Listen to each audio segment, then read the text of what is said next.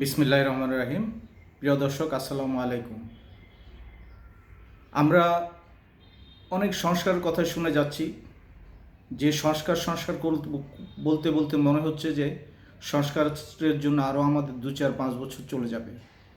কিন্তু আমি যেহেতু একজন রাজনৈতিক কর্মী হিসাবে রাজনীতির সঙ্গে সম্পৃক্ত আছি, আমি বলতে চাই যে আমাদের 3-4টা সংস্কার প্রয়োজন, যে সংস্কার করলে আমাদের দেশে গণতান্ত্রিক একটা সরকার প্রতিষ্ঠিত হবে বলে আমি বিশ্বাস করি।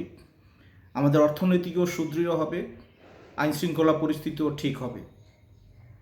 প্রিয় দর্শক, আমি আজকে 4টা সংস্কার নিয়ে আলোচনা করতে চাই। নাম্বার 1 হচ্ছে পুলিশ বাহিনীর সংস্কার। কারণ আমরা দেখেছি 5ই অগস্টের পরে নৈতিকভাবে পুলিশ প্রশাসন অনেক দুর্বল হয়ে গিয়েছে, যার জন্য দেশের আইনশৃঙ্খলা খুব অবনতি ঘটেছে। এবং আমরা দেখেছি কিছুদিন পূর্ব থেকে যেসব অবনতি হয়েছে তাতে বেশ কয়েকজনের মৃত্যু হয়েছে, এবং বলা যায় যে পুলিশ বাহিনী কোনোভাবে আইনশৃঙ্খলাকে নিয়ন্ত্রণ করতে পারছে না। এই জন্য যে জিনিসটা সবচেয়ে বেশি দরকার সেটা হচ্ছে পুলিশকে রাজনৈতিক লেজুর বুদ্ধি থেকে দূরে রাখতে হবে এবং জনগণের আস্থা অর্জন করতে হবে। মানসিকভাবে দুর্বল সেই 5ই আগস্টের পরে যারা পুলিশ বাহিনী ছিল তাদেরকে কাউন্সিলিং করতে হবে এবং তাদেরকে জনগণের পাশে থাকার জন্য কনফিডেন্ট অর্জন করতে হবে। প্রিয় দর্শক, আমরা জানি যে পুলিশ বাহিনীর মধ্যে দুর্নীতি হয়, তাই তাদেরকে নৈতিকতা মাধ্যমে তারা যেন তাদের আত্মমর্যাদা ফিরিয়ে আনতে পারে সেই ব্যবস্থা করতে হবে। আমরা জানি যে প্রতিটি মামলা মোকদ্দমাতেই পুলিশ বাহিনীকে তদন্ত রিপোর্ট দিতে হয়, তাই পুলিশ বাহিনী যেন সঠিকভাবে দুর্নীতিহীনভাবে তদন্ত করে রিপোর্ট দিতে পারে সেই ব্যবস্থা করতে হবে এবং তাদের প্রয়োজনে বেতন বৃদ্ধি করতে হবে। আমরা দেখেছি গত 6 মাস পার হয়ে গেল ফ্যাসিস্ট সরকার পতনের পরে, কিন্তু এখন পর্যন্ত পুলিশের এই দুরবস্থায় আমরা কোনো স্বরাষ্ট্রমন্ত্রী বা পুলিশ ঊর্ধ্বতন কর্মকর্তাদেরকে পুলিশকে কাউন্সিলিং করতে এখনও দেখি নাই, কারণ ওরা এখন মনোবল হারা। তা আমি বলবো তাদেরকে আত্মমর্যাদায় ফিরিয়ে আনতে হবে এবং তাদেরকে দুর্নীতিমুক্ত করতে হবে। দ্বিতীয়টি হচ্ছে বিচার বিভাগ সংস্কার করতে হবে। বিচার বিভাগ সংস্কার করতে হবে এই জন্য যে বিচারের উপর অনেক কিছুই দেশের সামাজিক অবস্থান নির্ভর করে। দেশে আইনের শাসন প্রতিষ্ঠা করার জন্য বিচার বিভাগ খুবই জরুরি, কারণ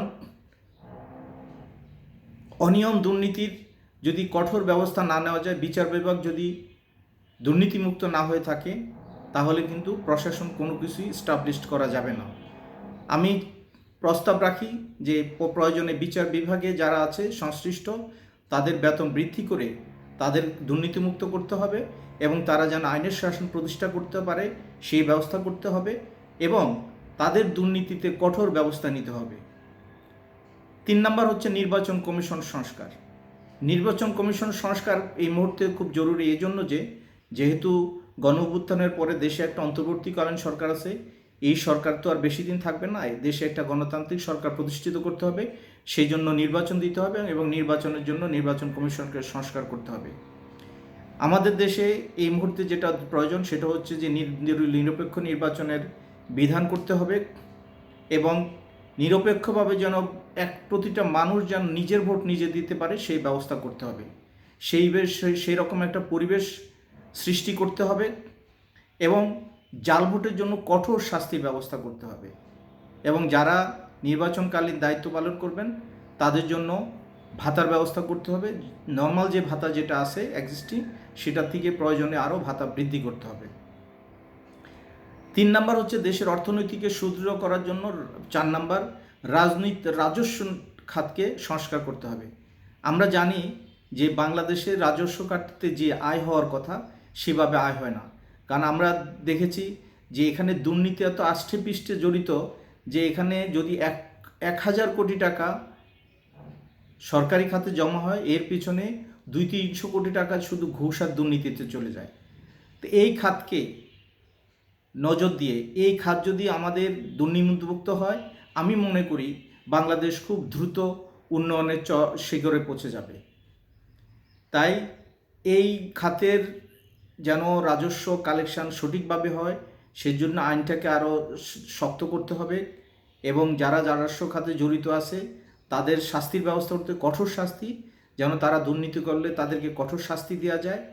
আর সাধারণ জনগণ যারা রাজস্ব দিবে বা ভ্যাট ট্যাক্স দিবে তাদেরকে কিছুদিনের একটা সময় দিয়ে আইনটাকে একটা কঠোর আইন করতে হবে যেন কেউ রাজস্ব ফাঁকি না দিতে পারে।